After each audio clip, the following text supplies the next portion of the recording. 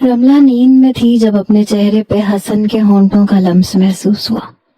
आंखें खोली तो हसन उसके चेहरे को अपने लबों से छू रहा था। शर्म के मारे उसने आंखें बंद की। हसन प्लीज बस कर दो, वो झींक के बोली थी। हसन की सरगोशी उसके कान में गूंजी। तुम बहुत अच्छी हो रमला, बेहद खूबसूरत, बेहद हसीन, इतनी हसीन कि मैं बता भी नहीं सकता। गुजरी हुई रात ने जैसे रमला को बहुत ऊंचे मकाम पे बिठा दिया था। हसन ने बड़ी मोहब्बत से उसे अपनी मोहब्बत से मुतारिफ करवाया था। रमला उठने लगी तो हसन ने उसे बाजू से खींच के खुद पे गिराया। कहने लगा, पता नहीं ये सुबह इतनी जल्दी क्यों हो गई। मेरा तो जी चाहता है कि तुम्हें अपने पास से उठने भी ना दूं। रमला के चेहरे पे मोहब्बत के रंग थे, शर्म के रंग थे। नाश्ता रमला ने ही बनाया था। उसके बाद हसन अपने काम के लिए जा चुका था। रात को रमला ने मेकअप भी किया, एक अच्छा सा लिबास पहना, खाना भी हसन की पसंद का बनाया। वक्त यूं ही गुजरने लगा। रमला को लगता था कि अभी तक के किए जाने वाले सब्र का सारा सिला उसे मिल चुका है हसन की सूरत में। जब भी वो अपने काम से वापस आता तो रमला को अपने साथ लगा लेता, उसके साथ मिलके कुकिंग भी करवाता। ढेरों बातें थी जो दोनों एक दूसरे से करते थे। मगर जैसे ही रात होती रमला हसन की शिद्दतों के आगे बेबस होने लगती, क्योंकि जब वो जज्बात में उसके करीब आता था तो रमला के लाख मना करने पे भी खुद को रोक नहीं पाता था और रमला उसकी शिद्दतों से कुछ घबराने लगी थी। अलबत्ता सुबह में रमला का मूड खराब देख के वो रमला के सामने हाथ जोड़ देता था। अच्छा बस माफ कर दो, आखिरी बार मुझे माफ कर दो। हसन मुझसे बात मत करो, पता नहीं तुम्हें रात को होता क्या है, कौन सा जुनून सवार हो जाता है। हसन उसके नरूठे लहजे को सुन के, उसके माथे के बल देख के उसका हाथ पकड़ के चूमने लगता। क्या करूं मैं, तुम्हें अंदाजा नहीं है, जब मैं तुम्हारे करीब आता हूं तो मेरा क्या दिल चाहता है, उस वक्त मेरे इख्तियार में नहीं होता। मैं तुमसे नॉर्मल मोहब्बत शायद कर ही नहीं सकता। तुम्हारे करीब आते ही मेरी शिद्दतों पे मेरा इख्तियार खो जाता है। प्लीज मुझे समझने की कोशिश करो रमला। फिर अपने कान पकड़ने लगता। रमला चाह के भी उससे नाराज नहीं हो सकती थी। 2 दिन हसन उसके करीब नहीं आता था, उसका हर तरह से ख्याल रखता था, लेकिन तीसरे दिन उसे अपने अंदर दोबारा से समेटने लगता। जिंदगी हसीन तरीन सी लगने लगी थी। कई बार रमला की वालिदा ने भी उससे कहा कि वो उससे मिलना चाहती हैं, उसके पास आना चाहती हैं, और वो क्यों एक ऐसे शख्स की खातिर अपनी जिंदगी बर्बाद कर रही है जिसकी याददाश्त का कोई भरोसा नहीं। लेकिन उस वक्त रमला को कुछ भी समझ में नहीं आ रहा था। बस हसन का साथ पाके वो बेहद खुश थी। दोनों मिलके घूमने के लिए जाते थे, आइसक्रीम खाते थे। अक्सर रमला के कप से हसन आइसक्रीम खाता और जब वो उसे गुस्से से देखती तो अपनी आंख विंक करके उसे दिखा देता, हंसने लगता, फिर अपना बाजू फैला के उसे अपने करीब कर लेता। तुम जानते हो मुझे जूठा खाने की आदत नहीं है। हसन कहने लगा, तो आदत डाल लो, क्योंकि मैं तो बदलने वाला नहीं हूँ। कभी कभी रमला को अपनी किस्मत पे रश्क आने लगता था। उसने सोचा भी नहीं था कि यूं अचानक से कोई उसकी जिंदगी में आएगा और उसकी हर महरूमी को दूर कर देगा, उसे इतना चाहेगा। कभी कभी जब उसे हसन पे शिद्दत से प्यार आता तो सोए हुए हसन को देख के उसके रुखसार पे अपने लब रख देती थी। जानती थी कि अगर हसन के होशो हवास में ऐसा करेगी तो उसे महंगा पड़ जाएगा, क्योंकि हसन की मोहब्बत में बहुत शिद्दत थी जो रमला को देख के बेख्तियार हो जाती थी। अभी 2 महीने नहीं गुजरे थे कि रमला का सर भारी होने लगा। अपनी कैफियत को वो समझ चुकी थी, इसलिए घर पे ही उसने अपनी प्रेगनेंसी को कंफर्म किया। वो ये खुशखबरी हसन को सुनाना चाहती थी, लेकिन उस रात जब हसन आया तो बेहद परेशान था, उलझा उलझा सा था। घर आके सोफे पे बैठ गया, अपना सर पकड़ने लगा। रमला कहने लगी, तुम्हें क्या हुआ है, सब ठीक तो है? बड़ी अजीब नजरों से वो रमला को देख रहा था। कहने लगा, पता नहीं, सर में दर्द है, ऐसा लग रहा है कुछ परछाइयां सी हैं, कोई लड़ रहा है, मुझे समझ नहीं आ रहा, मेरे कानों में आवाजें गूंज रही हैं। रमला कहने लगी, मैं तुम्हारे लिए चाय बना देती हूँ। ज्यादा परेशान होने की जरूरत नहीं है। हसन कहने लगा, नहीं मुझे चाय नहीं पीनी, मैं सोना चाहता हूँ। रमला खाना बना चुकी थी, उसे भूख भी लग रही थी, लेकिन हसन ने उसकी कलाई पकड़ी और उसे कमरे में ले गया। हसन, मुझे भूख लग रही है, मुझे अभी नहीं सोना, तुम सो जाओ। रमला की बात सुन के हसन ने कलाई पकड़कर उसे बेड पे लिटाया। जी नहीं, तुम जानती हो ना मुझे तुम्हारे बगैर नींद नहीं आती, बस मुझे सुला दो फिर तुम चली जाना। ये कह के वो उसके बराबर में लेट चुका था, उसे अपने अंदर समेट चुका था। बातें करते करते, रमला का सर सहलाते सहलाते वो सो चुका था और हसन की गहरी नींद का इंतजार करते करते रमला की भी आंख लग चुकी थी। हसन, तुम ऐसा नहीं कर सकते, मैंने कहा है ना तुमसे। खबरदार जो तुमने ज़ारा को कोई भी नुकसान पहुंचाने की कोशिश की। फिर से वही आवाजें हसन के दिमाग में गूंज रही थी। मैं नुकसान ना पहुंचाऊं, मैं जान ले लूंगा उस लड़की की। तुमने और इसने मिलके मेरी जिंदगी बर्बाद की है, मैं इसे छोड़ूंगा नहीं। आज रात के बाद तुम ज़ारा की शक्ल तक नहीं देखोगे, क्योंकि आज रात के बाद वो मुकम्मल तौर पे मेरी हो जाएगी। नहीं नहीं हसन, तुम ये नहीं करोगे। फैजान प्लीज मुझे बचाओ, कहाँ हो तुम? ज़ारा, ज़ारा तुम इसके कमरे से बाहर निकलो। हसन मेरा हाथ छोड़ो खुदा के लिए। फैजान मुझे बचाओ इससे, यहाँ कोई मेरी पुकार सुनने वाला नहीं है। मैं मर जाऊंगी लेकिन इसके साथ एक लम्हा भी नहीं गुजारूंगी, मैं अपनी जान ले लूंगी। हसन छोड़ो ज़ारा को, ज़ारा, ज़ारा। हसन जोर जोर से चिल्ला रहा था। ज़ारा का नाम सुन के रमला की भी आंख खुली। वो हड़बड़ा के उठ बैठा। नहीं, मेरी ज़ारा को तुम कुछ नहीं करोगे। हसन, मैं तुम्हें कुछ नहीं करने दूंगा। एकदम से रमला ने बाजू से पकड़ के बुरी तरह से हसन को हिलाया तो वो होश की दुनिया में वापस आया। रमला को देख के उसके होश उड़ गए थे। देखो, शर्ट उतारने की जरूरत नहीं है, मैं मर जाऊंगी लेकिन तुम्हारे करीब नहीं आऊंगी और ना तुम्हें अपने करीब आने दूंगी। ज़ारा फौरन से खड़ी हो गई। चलो देखते हैं तुम मुझे आज कैसे रोक सकती हो। अपनी शर्ट उतार के हसन ने एक तरफ फेंकी थी। ज़ारा को लगा जैसे अब उसकी जान ही निकल जाएगी। जल्दी से हाथ में पकड़े फोन से उसने नंबर मिलाया। फैजान ने फोन उठाया। फैजान, मुझे हसन से बचाओ। ज़ारा की आवाज सुन के फैजान के होश उड़ के रह गए थे। फोन हसन ने छीना और अपने कान पे लगा लिया। हेलो ब्रदर, कैसे हो? मेरे ख्याल से बिल्कुल ठीक ठाक ही होगे। कैसा जा रहा है तुम्हारा कोर्स? हसन, मेरी बात सुनो। देखो, मुझे समझने की कोशिश करो। मैं मजबूर था, मुझे ऐसा मौका दोबारा नहीं मिल सकता था। हाँ, तो तुम अपने मौके का फायदा उठाओ ना मेरे यार। ऐसा मौका तुम्हें दोबारा थोड़ी मिलेगा। मैं यहाँ अपनी शादी को पक्का करता हूँ। ये सुन के फैजान का फिशारे खून बढ़ा था। हसन, देखो, ज़ारा को हाथ भी मत लगाना। मैं तुम्हें सब कुछ बताने को तैयार हूँ। ज़ारा का कोई कसूर नहीं है, मैंने उसे मजबूर किया था। वो कभी भी इस बात के लिए आमादा नहीं थी। तुम्हें बदला लेना है, तुम मुझसे ले लो, लेकिन देखो, ज़ारा को हाथ मत लगाना। मैं बार बार तुम्हें कह रहा हूँ। फैजान का बस नहीं चल रहा था कि फोन के अंदर से ज़ारा तक पहुंच जाए। हाथ क्यों ना लगाऊं? आखिर इस लड़की की इज्जत बर्बाद की थी मैंने और फिर इससे निकाह किया था, इसलिए थोड़ी किया था कि इसे बख्श दूं। नफरत अपनी जगह, बदला अपनी जगह। वैसे भी तुम और ज़ारा अलग अलग थोड़ी हो। बदला ज़ारा से लूं तब भी तकलीफ तो तुम्हें ही पहुंचेगी, और वो तकलीफ जो तुम्हें होगी ना फैजान, उसका मजा ही अलग है। फैजान की बेचैनी अरूज पे थी। हसन, देखो, मैं तुम्हें बहुत प्यार से समझा रहा हूँ। ज़ारा को कुछ मत कहना, वरना तुम जानते नहीं हो मैं तुम्हारे साथ क्या कर सकता हूँ। हसन ने हंसते हुए कहा, क्या कर सकते हो? इस वक्त जानते हो तुम्हारी ज़ारा कहाँ है? मेरे कमरे में है, और कमरे में कुंडी में लगा चुका हूँ। अपनी शर्ट भी उतार चुका हूँ। यकीन नहीं आता? अपनी ज़ारा से पूछ लो। और अब मैं उसके साथ क्या कर सकता हूँ, क्या नहीं, ये तुम अच्छे तरीके से जानते हो। उस वक्त फैजान गाड़ी ड्राइव कर रहा था।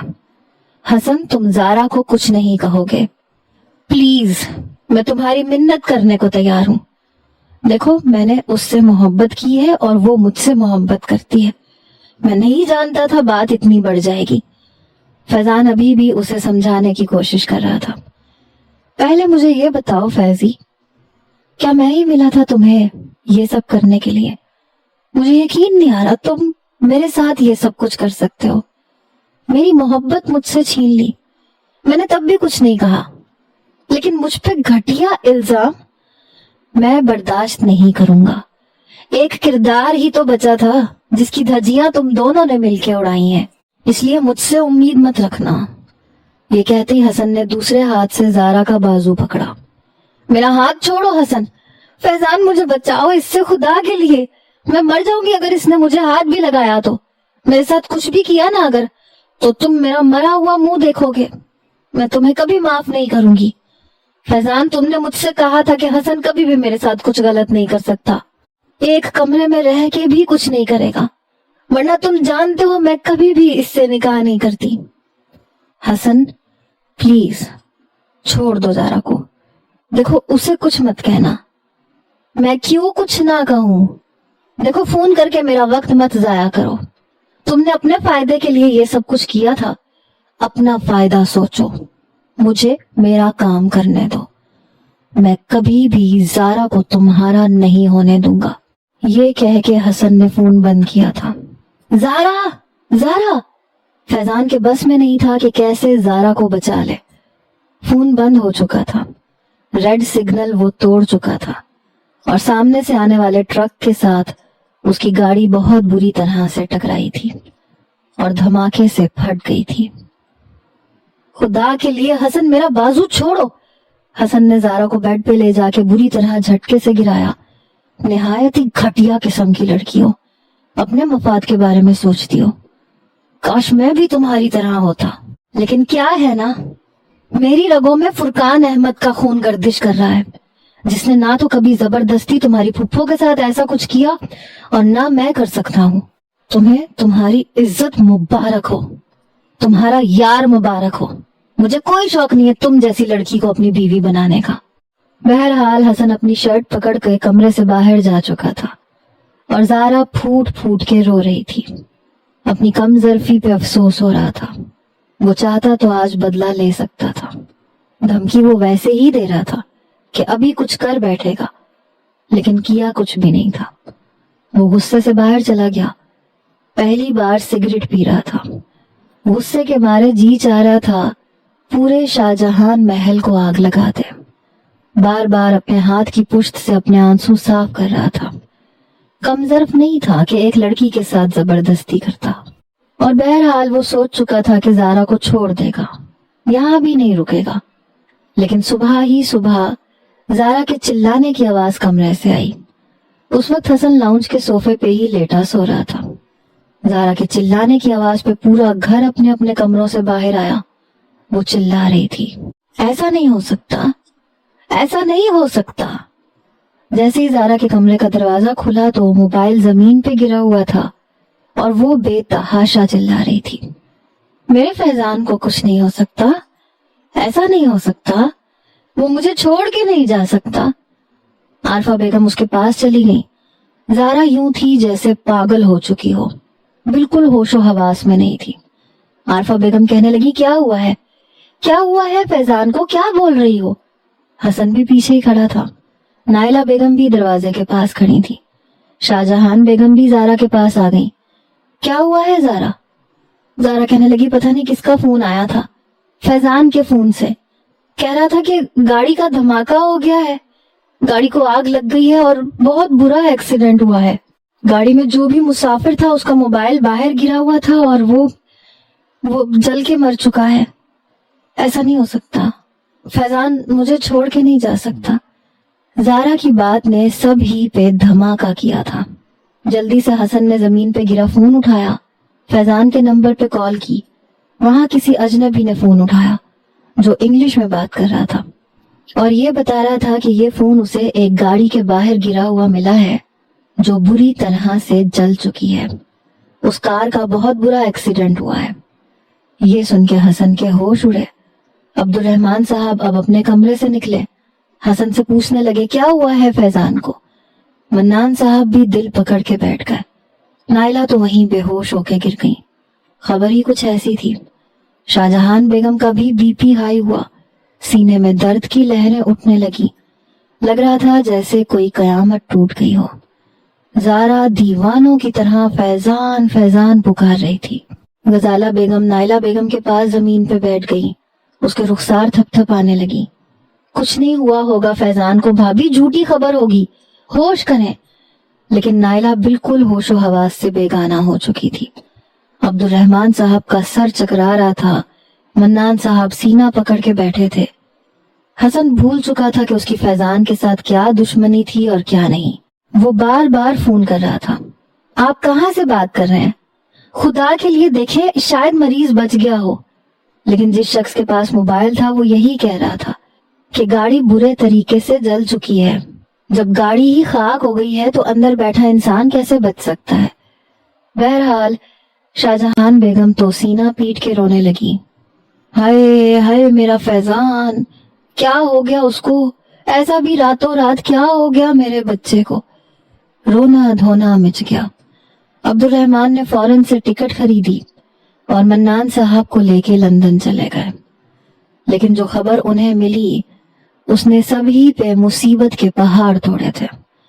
गाड़ी के साथ साथ गाड़ी में मौजूद शख्स भी जल के राख हो चुका था। दोनों भाई रोते धोते वापस आए। नाइला बेगम को गशी के दौरे पड़ रहे थे। होश में आती थी तो फैजान फैजान पुकारती थी। रिमशा रुशना रो रो के बेहाल थी और ज़ारा की हालत बहुत बुरी थी। वो फैजान कह के पुकारती, फिर रोने लगती, तुम मुझे छोड़ के नहीं जा सकते। तुम कैसे मुझे छोड़ के जा सकते हो? गायबाना जनाजा पढ़ाया गया। हसन भी चुपचाप बैठा था।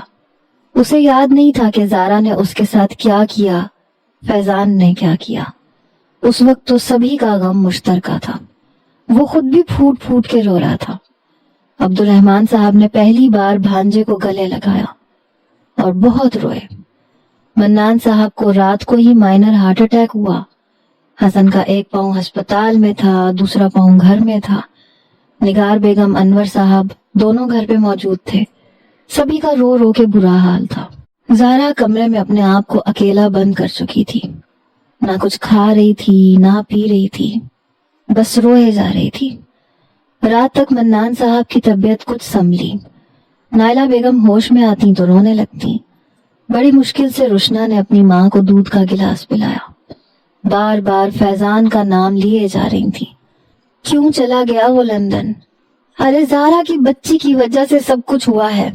अगर ये हमें वक्त पे बता देती तो मेरा बेटा ना दूर जाता, ना उसका एक्सीडेंट होता। मार दिया उस ज़ारा ने मेरे बेटे को। नाइला बेगम का सारा गुस्सा ज़ारा पे था। उन्हें लगता था कि जो कुछ फैजान के साथ हुआ है वो ज़ारा की वजह से हुआ है। बहरहाल वक्त गुजरने लगा। वक्त के साथ साथ सब कुछ मामूल पे आने लगा।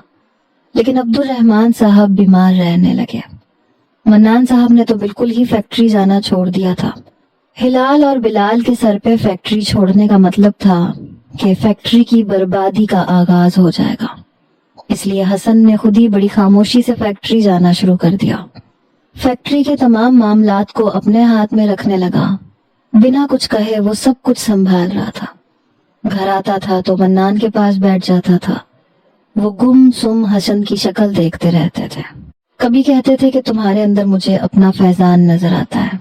कभी उसका चेहरा चूमने लगते, कभी उसके साथ रोने लगते। नाइला बेगम भी जब रोती थी तो हसन ही आंसू साफ करता था। 10 दिन के बाद निगार बेगम अपने घर वापस गईं और हसन से यही कह के गईं कि अब तुम्हें ही सब कुछ संभालना है। वो ना भी कहती तो भी हसन ऐसे मौके पे अपने मामू को छोड़ नहीं सकता था। जो भी था, बचपन से अभी तक हसन के अखराजात उसके तीनों मामुओं ने ही किए थे। बहरहाल शाहजहान बेगम भी चुप सी हो गई थी। ठीक से कोई भी कुछ नहीं खा रहा था। रात को जब हसन फैक्ट्री से वापस आया तो बिलाल और हिलाल से कह चुका था कि देखो, अगर तुम लोगों ने तवज्जो ना दी تو جو کچھ بچا ہے وہ بھی برباد ہو جائے گا. نہ تو منان ماموں میں اتنی ہمت ہے کہ وہ کاروبار کو سنبھالیں اور نہ ہی عبد الرحمان ماموں میں. وہ ان دونوں کے اندر احساس ذمہ داری کا احساس پیدا کرنے کی کوشش کر رہا تھا. دونوں چپ تھے. کہنے لگے تم جیسا کہو گے ہم ویسے ہی کریں گے. حسن نے سب کے کام بانٹ دیے. رات کو جب گھر آیا تو رشنا اور رمشا صوفے پہ بیٹھی رو رہی تھی. نور ان کے پاس بیٹھی ان کے کندھے پہ ہاتھ رکھے تسلی دے رہی تھی. عمر نے بھی فیکٹری جانا شروع کر دیا تھا. کافی سمجھدار لڑکا تھا. کہہ رہا تھا کہ میں آپ کا ساتھ دوں گا. ہاشم صاحب بھی فیکٹری جانے لگے تھے. حالانکہ ان کا ارادہ تھا کہ اپنا کام کاروبار شروع کریں گے اور گھر بھی الگ لیں گے. لیکن جو حالات پیدا ہو گئے تھے سبھی ایک دوسرے کی مدد کر رہے تھے. حسن کو دیکھ کے رمشا اور رشنا اس کے پاس آ گئی. حسن بھائی، فیضان نے آپ کے ساتھ جو کچھ کیا پلیز انہیں معاف کر دیجیے گا. یہ کہہ کے وہ پھوٹ پھوٹ کے رونے لگی. اس نے دونوں کے سر پہ ہاتھ رکھا. میرے دل میں اس کے لیے ایسا کچھ بھی نہیں ہے اور میں مر کے بھی کبھی یہ نہیں چاہ سکتا تھا کہ اسے اس طرح کا کچھ ہو جائے. باقی لڑائی جھگڑا تو ہر ایک گھر میں ہوتا ہی ہے. بہرحال حسن کہنے لگا کہ تم لوگ خود کو اکیلا نہ سمجھنا، یہی سمجھنا کہ میں تم لوگوں کا بھائی ہوں. یہ سن کے دونوں ہی رونے لگی. گھر کا ماحول کافی سوگوار سا ہو چکا تھا. نہ ٹھیک سے کوئی کھاتا تھا نہ پیتا تھا. شاہجہان بیگم بھی خالی دودھ کا گلاس پی کے سو جاتی تھیں. 10 دن گزر چکے تھے. زارا اپنے کمرے سے باہر نہیں آئی تھی. رات کو حسن دیر تک ڈیزائننگ بناتا رہا. کندھوں میں شدت سے درد کی لہریں اٹھ رہی تھی. ایک ہاتھ سے اپنے کندھے دبا رہا تھا، دوسرا ہاتھ لیپ ٹاپ پہ تیزی سے چل رہا تھا کیونکہ اس وقت فیکٹری اسی کے سر پہ تھی. رات کے 3 بجے اس کے کمرے کا دروازہ کھلا. سامنے زارا تھی. اسے دیکھ کے حسن نظریں پلٹنا بھول گیا. آنکھوں کے نیچے گہرے ہلکے رنگت بالکل پیلی پڑی ہوئی. ایسے لگ رہا تھا جیسے کئی دنوں سے بالوں میں بھی کنگھا نہیں کیا. وہ اس کے پاس آ گئی. اس وقت حسن صوفے پہ بیٹھا ہوا تھا، گود میں لیپ ٹاپ رکھے کام کر رہا تھا. زارا آ کے گھٹنوں کے بل زمین پہ حسن کے سامنے بیٹھ گئی. وہ بری طرح سے چونکا. زارا، حسن نے ابھی یہی کہا تھا کہ وہ ہاتھ جوڑ کے رونے لگی. مجھے معاف کر دو. میں جانتی ہوں میرے ساتھ ایسا سب کچھ کیوں ہوا ہے. میں نے تم سے تمہاری محبت چھینی تھی. میں نے تم پہ گھٹیا الزام لگایا تھا. میں نے تم سے تمہارا سب کچھ چھینا، تمہاری عزت بھی چھین لی. اس لیے دیکھو، مجھ سے میرا فیضان چھن گیا. مجھے تمہاری بد دعا لگ گئی حسن. حسن نے لیپ ٹاپ بند کر کے ایک طرف رکھا، پھر اس کے جڑے ہوئے ہاتھوں کو اپنے دونوں ہاتھوں میں لیا. میں نے تمہیں کبھی بد دعا نہیں دی. بے شک تم مجھے اچھی نہیں لگتی. بے شک تم نے اور فیضان نے میرے ساتھ ایسا کیا، لیکن جو مرضی بھی کیا ہو میں نے فیضان کے بارے میں کبھی ایسا نہیں سوچا تھا جو کچھ اس کے ساتھ ہوا، اور نہ میں نے کبھی تمہیں بد دعا دی ہے. لیکن مجھے تو لگ گئی نا حسن. مجھے شاید تمہاری آہ لگ گئی. تم مجھے نایاب کے پاس لے جاؤ، میں اس کی منت سماجت کروں گی. اسے بتاؤں گی کہ تم برے نہیں تھے، سارا قصور میرا تھا. میں نے جیلسی میں سب کچھ کیا تھا. حسن تم مجھے نایاب کے پاس لے کے جاؤ نا، میں اس کی منت سماجت کروں گی. میں اسے دوبارہ تمہاری زندگی میں لے آؤں گی. شاید کوئی معجزہ ہو جائے، میرا فیضان زندہ ہو جائے، یہ سب کچھ جھوٹ ہو جائے. شاید یہ سب کچھ بھیانک خواب ہو. اللہ کرے یہ کوئی خواب ہی ہو، یہ سچ نہ ہو. یہ کہہ کے وہ پھوٹ پھوٹ کے رونے لگی. میں کیسے جیوں گی اس کے بغیر؟ تم جانتے ہو نا حسن، میں نے اسے کتنا چاہا ہے. 5 سال کم تو نہیں ہوتے، بہت زیادہ ہوتے ہیں. حسن تم مجھے دل سے معاف کر دو. وہ روئے جا رہی تھی. حسن کو سمجھ نہیں آ رہا تھا کہ اسے کس طرح سے چپ کروائے، کیسے تسلی دے. روتے روتے وہ بے ہوش ہو چکی تھی، وہیں زمین پہ گر چکی تھی. یہ دیکھ کے حسن پریشان ہوا. زارا ہوش میں آؤ. آنکھوں سے آنسو بھی بہہ رہے تھے. جب حسن نے اس کا رخسار تھپ تھپایا لیکن اسے ہوش نہیں آ رہا تھا. بے ہوشی میں بھی فیضان کا نام لے رہی تھی. حسن گھٹنوں کے بل زمین پہ ہی بیٹھ گیا. کافی دیر اسے جگانے کی کوشش کرتا رہا. لگ رہا تھا کہ جیسے بے جان وجود ہو، یوں لیٹی تھی جیسے زندہ لاش ہو. حسن کو اس پہ ترس آیا. اسے گود میں بھرا، بیڈ پہ لٹایا، خود صوفے پہ جا کے بیٹھ گیا اور اپنا سر پکڑ لیا۔ ایک فیضان کے جانے سے لگ رہا تھا کہ شاہ جہان محل بے رونق ہو چکا ہے۔ ہر شخص کی آنکھوں میں آنسو تھے۔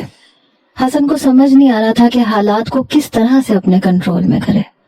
بہرحال وہ کمرے سے باہر جا چکا تھا۔ صبح جب زارا کی آنکھ کھلی تو خود کو حسن کے کمرے میں دیکھا، لیکن کمرہ خالی تھا۔ شاید صبح صبح کا وقت تھا۔ وہ اٹھ کے بیٹھ گئی، بیڈ سے نیچے اتری تو کمرے کا دروازہ کھلا۔ حسن شاید اندر آیا تھا۔ اپنے کپڑے نکالنے کی غرض سے وہ اندر آیا۔ زارا کو جاگتے ہوئے دیکھا تو خاموشی سے الماری کی طرف چلا گیا۔ وہ جلدی سے کھڑی ہوئی۔ کیا ہوا زارا، اٹھ کیوں گئی؟ سو جاؤ، میں صرف اپنے کپڑے لینے آیا ہوں۔ مجھے فیکٹری جانا تھا، اس لیے تم چاہو تو آرام کر سکتی ہو۔ لیکن وہ حسن کے پاس آ گئی۔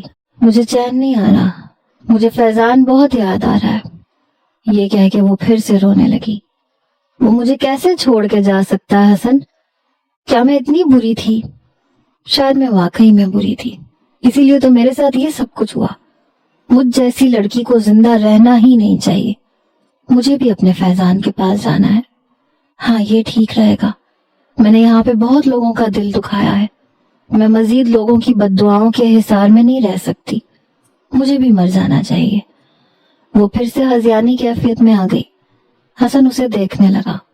وہ جلدی سے کمرے سے باہر نکلی اور اوپر کا زینہ چڑھ گئی۔ زارا!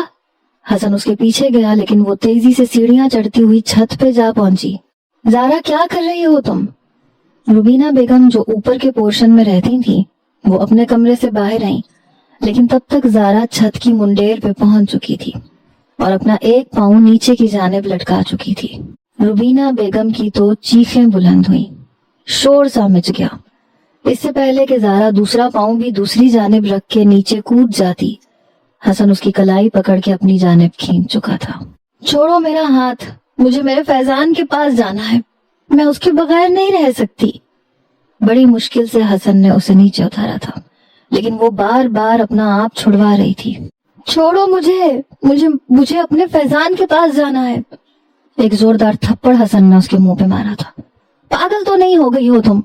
ہوش میں آؤ، مر چکا ہے وہ، مرنے والوں کے ساتھ مرا نہیں جاتا۔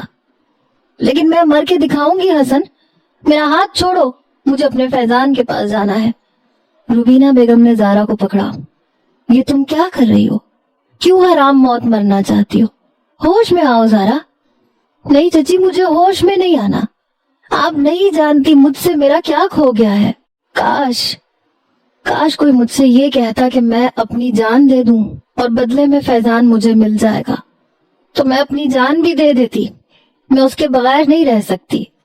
کیا کچھ نہیں کیا میں نے اس کے لیے، جو اس نے کہا میں نے کیا، صرف اس کی محبت میں۔ پھر ایسا کیسے ممکن ہے کہ وہ مجھے چھوڑ کے چلا جائے، مجھے اتنا بڑا دکھ دے کے چلا جائے؟ میں کیسے جیوں گی اس کے بغیر؟ میں نہیں جی سکتی۔ زارا روئے جا رہی تھی۔ روبینہ بیگم اسے اپنے کمرے میں لے گئی۔ حسن کو یہ سمجھ نہیں آ رہا تھا کہ فیکٹری سنبھالے یا گھر سنبھالے، کیونکہ آئے روز کوئی نہ کوئی بیمار ہو جاتا تھا۔ کبھی نائلہ بیگم کو ہسپتال لے کے جانا پڑتا، کبھی فیکٹری میں کوئی اور اونچ نیچ ہو جاتی۔ اپنے کمرے میں آ کے بے اختیار حسن کی بھی آنکھوں سے آنسو بہے تھے۔ پہلی بار زارا کی حالت دیکھ کے اسے زارا پہ ترس آیا تھا۔ لگ رہا تھا جیسے نیم مردہ وجود ہو۔ آج تک کبھی اس نے زارا کو اتنی بری حالت میں نہیں دیکھا تھا۔ یہ تو اسے پتا تھا کہ وہ فیضان سے بہت محبت کرتی ہے، لیکن اتنی کرتی ہے یہ اندازہ اب ہو رہا تھا۔ اس کی خاطر حرام موت کو گلے لگانے کو تیار تھی۔ 1 مہینہ گزر گیا تھا سب کچھ سنبھالتے سنبھالتے۔ سب کچھ کافی حد تک حسن سنبھال چکا تھا۔ منان صاحب کبھی کبھی فیکٹری چلے جاتے تھے۔ عبد الرحمان صاحب بھی حسن کے کام سے کافی مطمئن ہو چکے تھے۔ اندازہ ہو چکا تھا انہیں کہ جسے انہوں نے کھوٹا سکہ سمجھا تھا آج وہی کام آ رہا تھا۔ ہاشم صاحب اور عمر البتہ حسن کے ساتھ شانہ بشانہ چل رہے تھے۔ عمر کافی سمجھدار تھا۔ ایک بار حسن گھر پہ آیا تو ملازم سے کہا کہ کھانا ٹیبل پہ لگاؤ، سب لوگ کھانا ٹیبل پہ کھائیں گے۔ جب سے فیضان کے مرنے کی خبر ملی تھی کوئی بھی کھانا ٹیبل پہ نہیں کھا رہا تھا۔ اول تو کوئی کچھ کھا ہی نہیں رہا تھا۔ ملازمہ نے کھانا ٹیبل پہ لگا دیا۔ हसन अब्दुल-रहमान और आरफा बेगम का हाथ पकड़ के उन्हें बाहर लेके आया। आहिस्ता आहिस्ता सभी के कमरों में जाके सबको बाहर लेके आया, टेबल पे बिठाया, खाना खाने के लिए कहा। सबके दिलों से हसन की नफरत खत्म होने लगी थी। जिस तरह से वो सबको संभाल रहा था, सभी अपने रवैयों पे शर्मिंदा थे। एक जारा थी जो अभी भी अपने कमरे में थी। नूर जब जारा से खाने का कहने के लिए जारा के कमरे में गई तो वो अभी भी रो रही थी। फैजान की तस्वीर हाथ में पकड़े हुए उससे बातें कर रही थी। नूर कहने लगी, जारा आपी खाना खा ले, जाओ तुम यहाँ से, मुझे कुछ नहीं खाना। जारा का वही लहजा था, टूटा हुआ। हसन भाई बुला रहे हैं। नूर ने बड़े प्यार से उससे कहा, मुझे खाना नहीं खाना, कह दिया ना तुम्हें, जाओ यहाँ से। नूर वापस आ गई, कहने लगी वो खाना नहीं खा रही, मना कर रही हैं। हसन कुर्सी से उठा और जारा के कमरे में चला गया। वो अभी भी फैजान की तस्वीर हाथ में पकड़े हुए थी। हसन उसके सामने आके बैठ गया। हसन को देख के वो अपना रुख बदल चुकी थी। मुझे कुछ नहीं खाना, तुम यहाँ से जाओ। जारा ने उसे भी साफ जवाब दिया, मैं तब तक नहीं जाऊंगा जब तक तुम उठ के बाहर खाना नहीं खाओगी। जारा इंसान सिर्फ अपने लिए नहीं जीता, उसे दूसरों के लिए भी जीना चाहिए। पहले ही सब लोग फैजान की हादसाती मौत की वजह से परेशान हैं, और उस पे तुम्हारा रवैया। तुम्हें पता है अब्दुल रहमान मामू की क्या हालत है? अपने लिए ना सही, अपने माँ बाप के बारे में ही सोच लो। मैं क्यों सोचूं किसी के बारे में? मुझे किसी के बारे में नहीं सोचना। ना मुझे खाना है, ना पीना है, और ना मुझे जीना है। जारा की आंखों से आंसू बहे। मेरे जीने का मकसद खत्म हो चुका है, मेरी जिंदगी में कुछ और नहीं बचा। हसन ने उसकी कलाई पकड़ी और उसे खड़ा किया। हसन, हर बार जबरदस्ती मत किया करो मेरे साथ। जारा ने अपना हाथ छुड़वाने की कोशिश की। जब तुम बात नहीं मानोगी तो मुझे जबरदस्ती करनी पड़ेगी। मरने से पहले कोई भी नहीं मरता, तुम चाह के भी नहीं मर सकती। ये कह के वो उसे बाहर ले आया, अपने बराबर वाली कुर्सी पे बिठाया। सब लोग चुपचाप खाना खा रहे थे। हसन ने उसकी प्लेट में सालन डाला, रोटी भी उसे पकड़ाई। पहला नवाला लेते ही जारा